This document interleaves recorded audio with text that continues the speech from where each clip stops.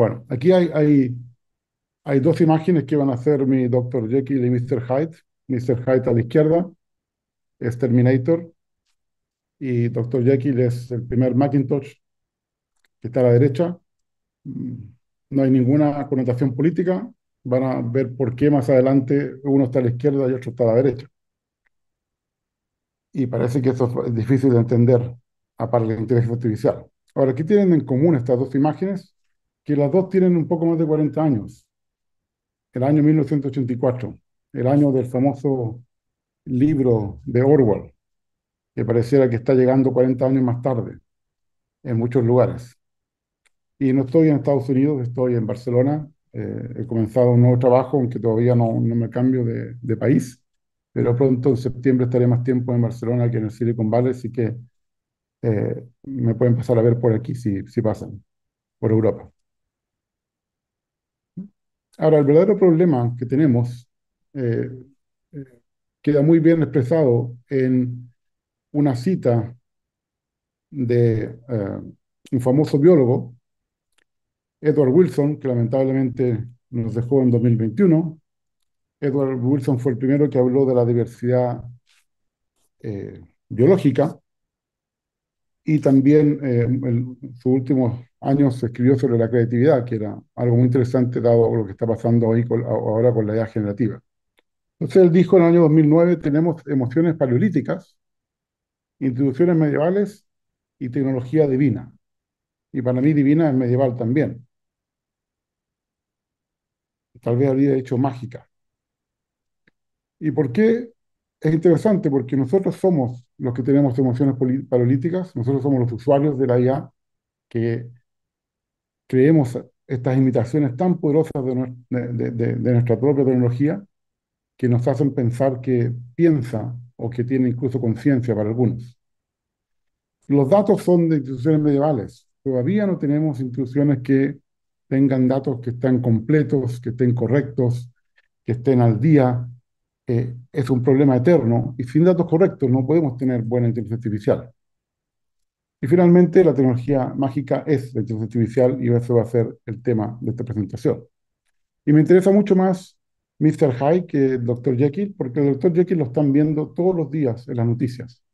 De hecho, está un poco sobrevendido, más de lo que debería ser. Hay muchas cosas muy buenas de inteligencia artificial, pero se sobrevende tanto que nos confunde y nos hace más vulnerables.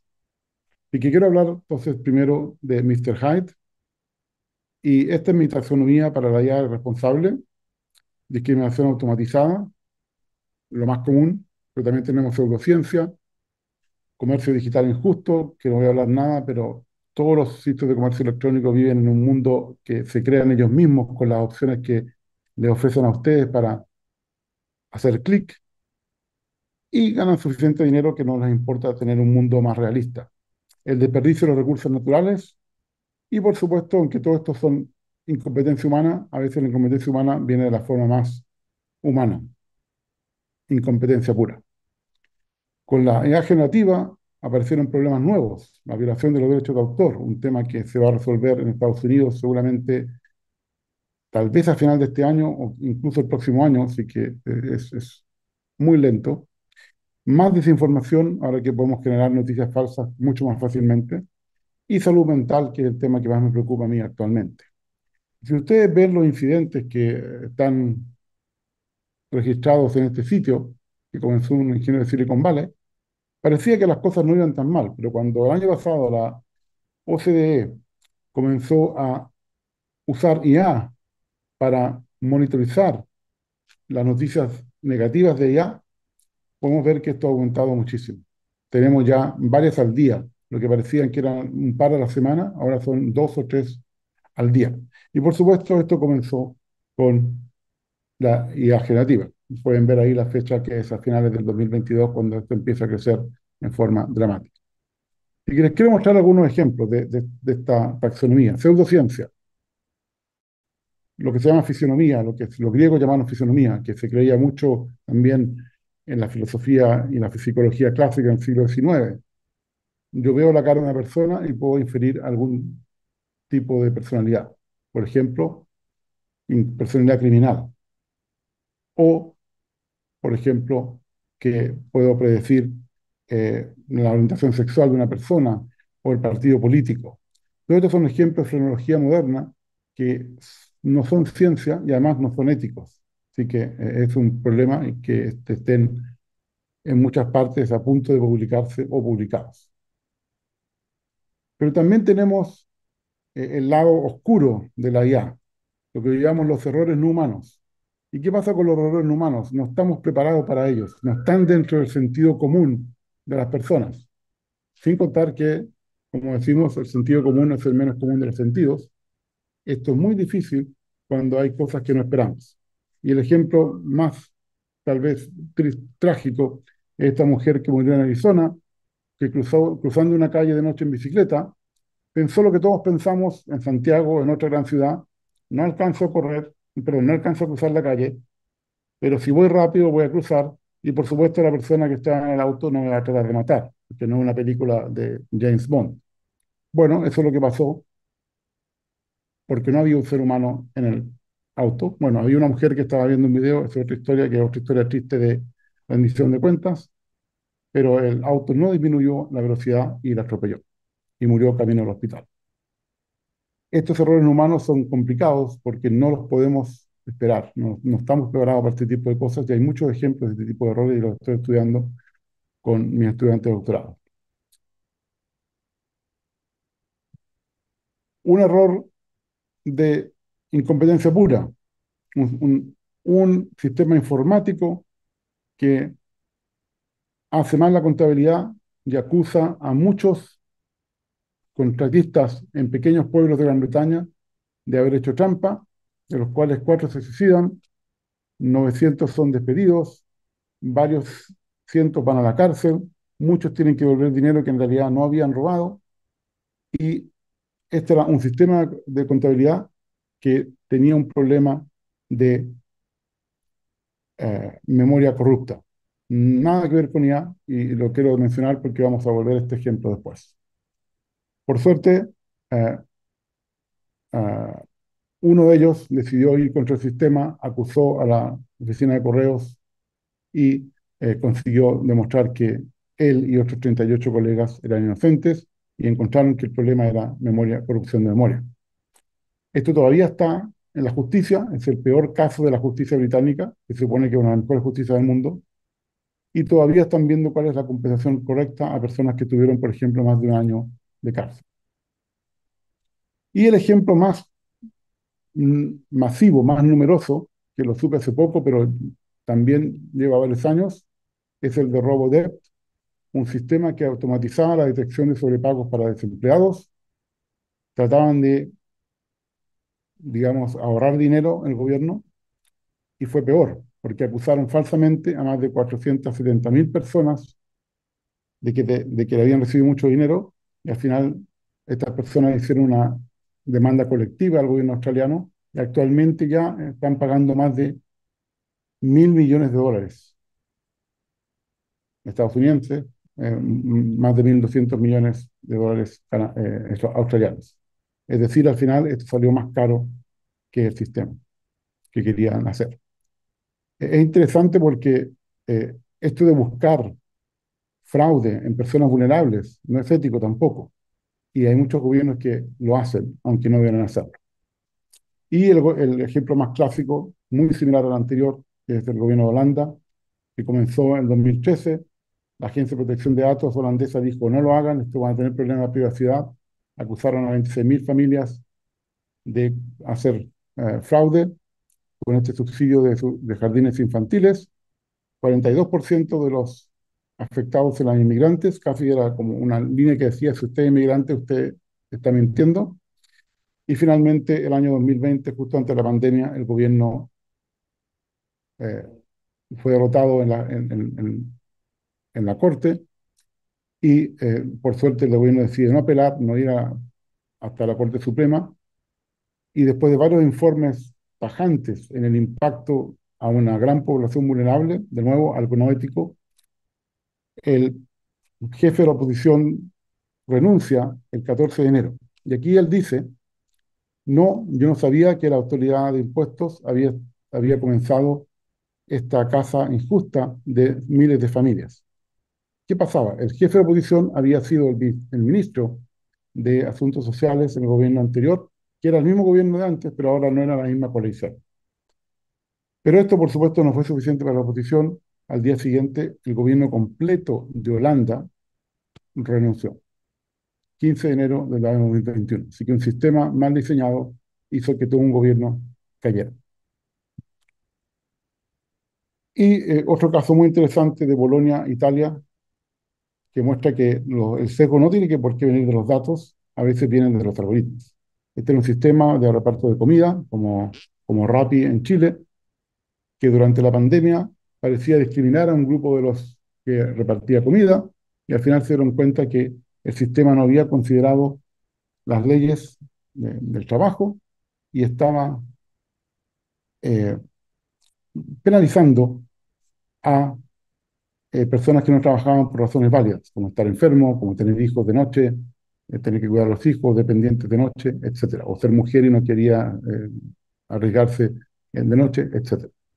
Y aquí hay una pregunta fundamental eh, que es importante, que los sesgos pueden ser amplificados por estos sistemas, y por supuesto si un sistema amplifica los sesgos, no le podemos echar la culpa a los datos, también hay que echar la culpa a los sistemas. Y otro último ejemplo de también durante la pandemia, para no tener que juntar muchos alumnos en salas para hacer un examen, predijeron los resultados de un examen que tenía que ver con el ingreso a la universidad. Y por supuesto descubrieron algo que todos sabemos, que los colegios públicos, en promedio, tienen peor desempeño que los colegios privados. Pero en todos los colegios hay buenos estudiantes y malos estudiantes. Y aquí hay una pregunta fundamental, que es otra pseudociencia que estamos usando en todo el mundo todos los días. ¿Quién dijo que datos de otras personas pueden usarse para predecir tu desempeño o comportamiento? Es cierto que en promedio las personas jóvenes pueden ser más riesgosas para darles un préstamo, pero no significa que todas sean así. ¿Cuál es el costo social de discriminar a algunas personas jóvenes y, por ejemplo, favorecer a algunas personas mayores en créditos bancarios? Es una pregunta que todavía no tiene respuesta, y yo estoy haciendo investigación en esto, pero yo creo que no es tan fácil decir esto funciona en promedio para el 70% de la gente y quedarse de brazos cruzados qué pasa con el resto de las personas. Por favor, no premiemos a las personas. Las personas son todas distintas, somos únicos, cada uno, en ADN, en personalidad, en habilidades, en muchas otras cosas. Además, los datos son una aproximación de un problema. Hay temas donde los datos representan muy mal la realidad, la justicia, muchos subsidios gubernamentales, etcétera. El contexto es muy importante y a veces el contexto es muy difícil de expresar o representar en datos. Y llegamos a la idea generativa. Le hago una pregunta. ¿El loro entiende lo que está diciendo, sí o no? Bueno, ese es el poder de la imitación, que no podemos decidir si el loro entiende o no, porque parece tan inteligente que entiende, pero puede ser que lo esté imitando. Y eso era lo que dijo Alan Turing. Era el juego de la imitación. Él nunca habló de un test de Turing. Y teníamos mucha procrastinación por el tema de las redes sociales. Me gustó que habló de la esperanza, Sergio, y de la caja de Pandora. Y ahora tenemos otro problema, la pereza. La pereza es un incentivo tan potente para las personas. ¿Por qué no dejar que la IA escriba por mí para yo tener 2 horas en TikTok o Instagram? Pero lamentablemente la pereza genera mediocridad. Y les muestro un ejemplo de esto que no entiende nada, es porque yo estoy involucrado. Alguien preguntó en Brasil, diga investigadores fallecidos en Brasil, y sorpresa, aparecí yo aquí en la lista. Y espero, para los que no entienden portugués, lo voy a leer. Aunque no es brasileño, el investigador chileno murió y trabajó en Brasil por muchos años. Falleció en el año 2022. Fue profesor de la Universidad de Sao Paulo, nunca ha trabajado en Brasil, y contribuyó significativamente para el área de recuperación de información, que sí es cierto, pero estaba muerto. Por suerte, un mes después, con la nueva versión de ChatGPT, estaba vivo. Pero esto es muy importante, no entiende nada. Este es el verbo nuevo que inventé. Chatmuyendo. Las personas chamullan, los chatbots chatmullan. Y que eso es una forma de distinguir a la tecnología de las personas, porque lo que pasa es que no tenemos verbos para distinguir a lo que hace la tecnología con lo que hacen las personas. Bueno, por supuesto, yo quise saber quién sabía o qué predecía de mí. Estas son todas las cosas que predice ChatGPT 4 en forma equivocada. Ahora, muy interesante, aquí dijo que en 2018 había sido galardonado con Premio Nacional de Ciencias Aplicadas y Tecnología de Chile, que era falso, pero era una buena predicción porque agradezco al gobierno de Chile que me lo otorgó el año pasado. Y por supuesto, esto sigue siendo muchas cosas falsas. Ahora, ¿por qué esto es importante? Porque la única persona que puede decidir si esto es verdadero yo o no soy yo. Nadie más sabe exactamente lo que he hecho, ni siquiera mi familia. Y ese es el problema de usar un chatbot como buscador. Va a chatmullar todo y como ustedes no saben del tema, van a creer todo. Y ese es el problema de creer a algo que está 99% del tiempo correcto. Es muy peligroso porque van a equivocarse en ese 1% que es muy importante para algo vital. Así que tenemos una nueva torre de Babel, que no es distintos idiomas, sino que son distintos conocimientos. Personas aprendiendo de distintos modelos de lenguaje pensando que el conocimiento que predicen es el conocimiento verdadero, cuando no lo es. Son todo predicciones. Esto es por diseño. Podrían decir que alucina todo el tiempo, pero la mayor parte del tiempo alucina correctamente, porque está hecho para alucinar. Ahora, alucinación fue una palabra de marketing muy buena que usaron en Google para no decir que se equivocaba. Y hay problemas nuevos, colonización cultural. Si preguntan cuántos continentes hay, van a ser 7, porque América son 2 para el mundo estadounidense. Y hay discriminación lingüística. Solamente 200 idiomas, más o menos, de los 7.100 que aún existen vivos en el mundo, son manejados por estas herramientas. Esto significa que hay un 10% de personas que no pueden usar estas herramientas. Así que me molesta mucho que hablen de la democratización de la IA, porque hay 35% del mundo que no tiene internet. Hay personas que son muy jóvenes, otras personas que son muy mayores. El 10% que no habla esos idiomas, más de la mitad del planeta no puede usar tecnologías generativas. Esto significa que lo que estamos haciendo es aumentar la brecha digital y no democratizar algo. Y llegamos a la desinformación. Cosas que no pasaron, no voy a opinar nada, pero ya es imposible distinguir la realidad de la ficción.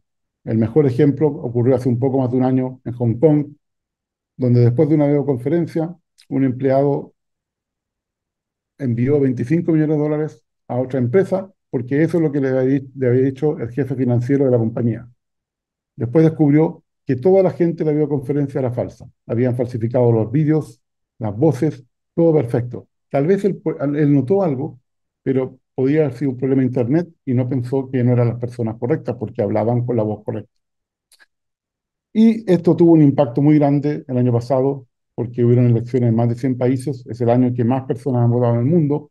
Y quién sabe cuántos líderes de Estado tenemos que fueron apoyados por la inteligencia artificial generativa y la desinformación. Y hay cosas también muy tristes porque eso es tecnología que es tan fácil de usar y por supuesto si es tan fácil de usar, es tan fácil de abusar. Por ejemplo, escolares desnudando a sus compañeras.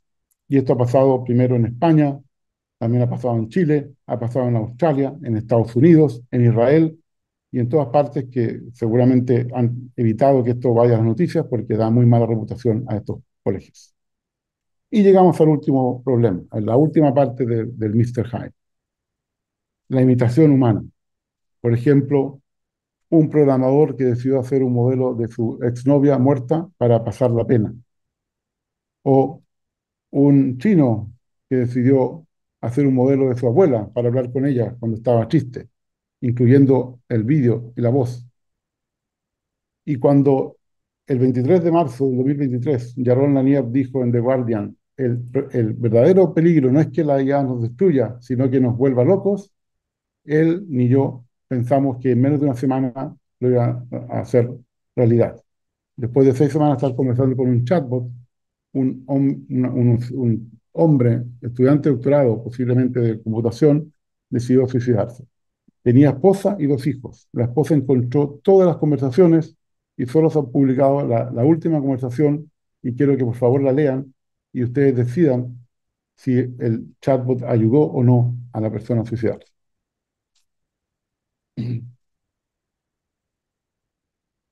El chatbot, la persona está en cursiva.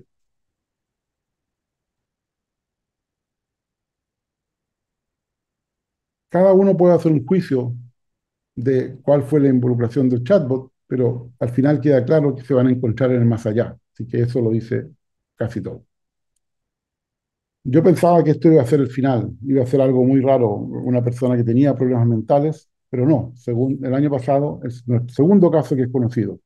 Ahora, un adolescente de solo 14 años, después de conversar por meses con un chatbot de roles en juegos, también decidió suicidarse y si ven la conversación, eh, que tiene un nombre ahí ficticio, el adolescente, que además le dice que piensa en matarse, y por supuesto el chatbot no hizo nada porque no hay ningún tipo de monitorización, por ejemplo, para avisar a algún padre si están conversando con un tema que puede ser peligroso.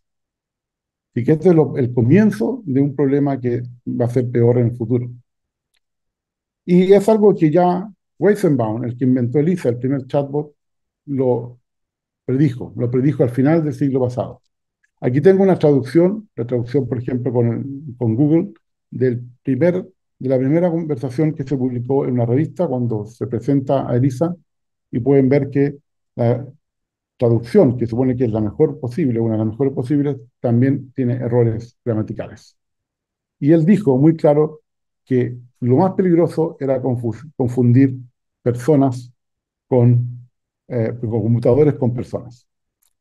Y esto es muy importante porque estamos humanizando la tecnología y esto nos va a afectar significativamente en el futuro.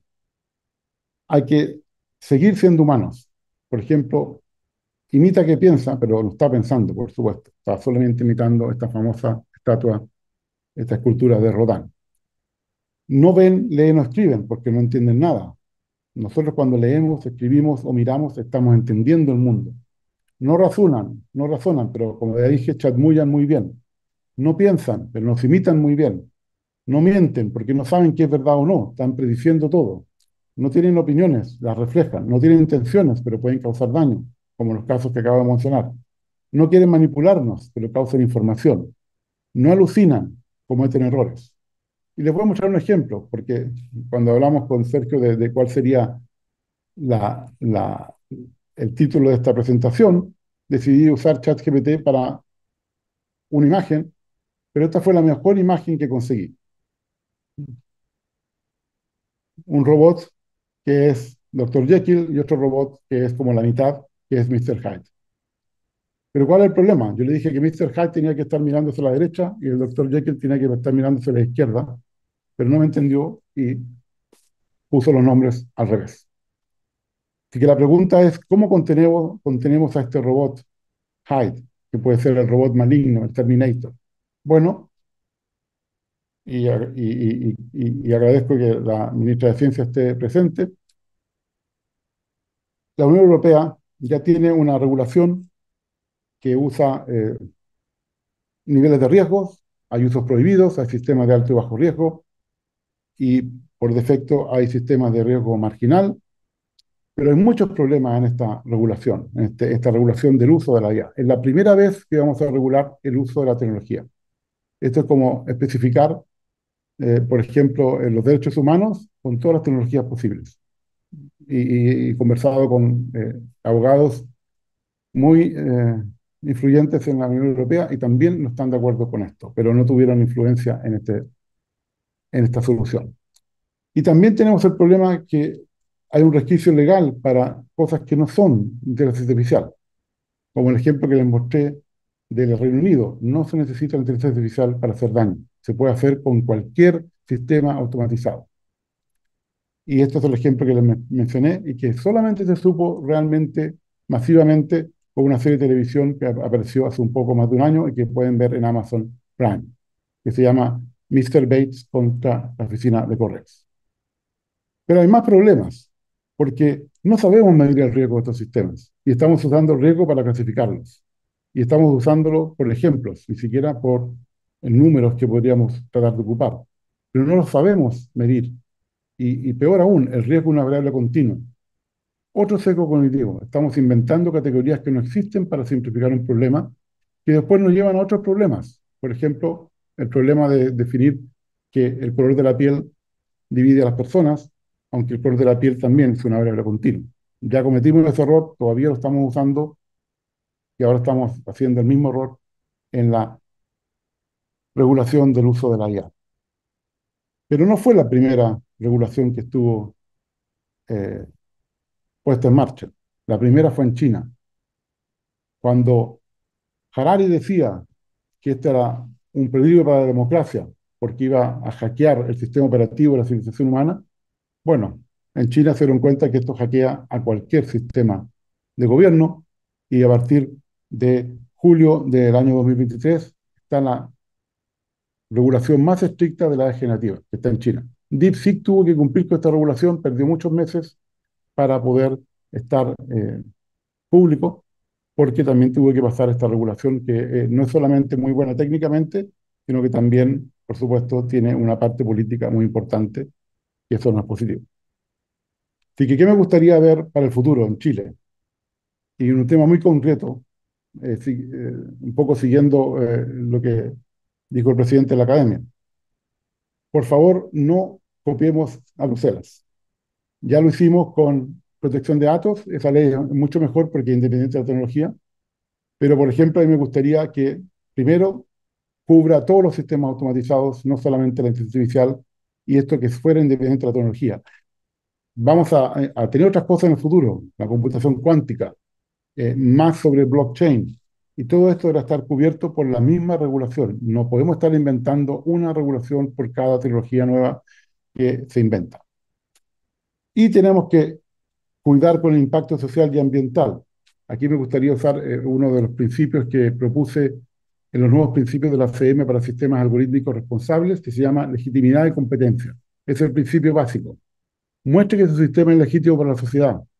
Eso significa que es ético, que es legal, que tiene los permisos para hacerlo y las competencias de todo tipo para hacerlos, administrativas, del dominio del problema, por supuesto de computación, y también la legitimidad tenemos que ver si el beneficio es mucho mayor al daño, como si fuera una vacuna o si fuera una comida o cualquier otra cosa de las que ya tenemos regulaciones muy, muy estudiadas. Cosas muy simples, prohibir aplicaciones donde los datos no representan bien el problema. La justicia, subsidios gubernamentales, temas donde el contexto humano no se puede representar bien con los datos. Hay mucha gente que piensa que los datos representan todos y depende del problema.